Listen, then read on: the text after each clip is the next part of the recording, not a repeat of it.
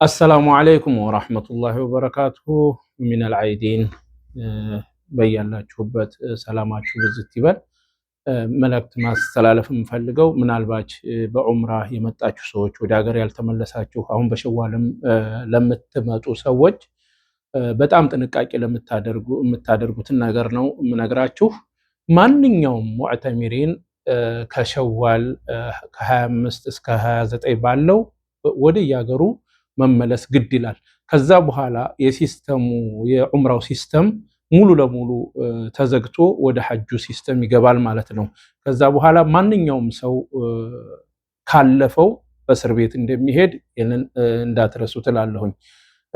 አጭር ነው የሸዋል ዑምራ፣ ጥንቃቄ ይፈልጋል። ዑምራ የሚወርደው እስከ ዒድ ድረስ ነው። ማንኛውም የዑምራ ቪዛ የሚወርደው እስከ ዒድ 30 ድረስ ነው። ከዛ በኋላ ቪዛ የወጣላቸው ሰዎች ሸዋልን በጥንቃቄ አድርገው ወደ ሀገራቸው ይመለሳሉ ማለት ነው።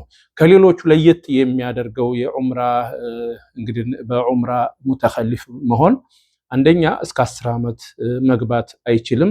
የመጀመሪያውን በስማ ከሆነ ነው። በዑምራ 2 ጊዜ ከሆነ ከባድ ነው ቅጣቱም። ይህን ጥንቃቄ ልታደርጉ ይገባል። በተለይ በዑምራ ላይ መጥታችሁ እዚህ ለስራ የምታስቡ ሰዎች ከዛም ለማሰብ የምትሞክሩ ሰዎች ፈጽሞ ይሄ እንዳትሞክሩት።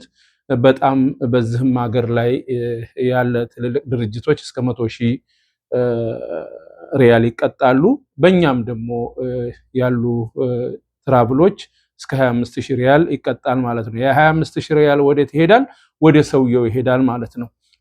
ሂዶ መጨረሻ ሰውየው ላይ እዛ ሀገር ላይ መጥቶ ለሚቀረው ሰው ላይ ነው ሂዶ ዳው እንትን የሚያደርገው።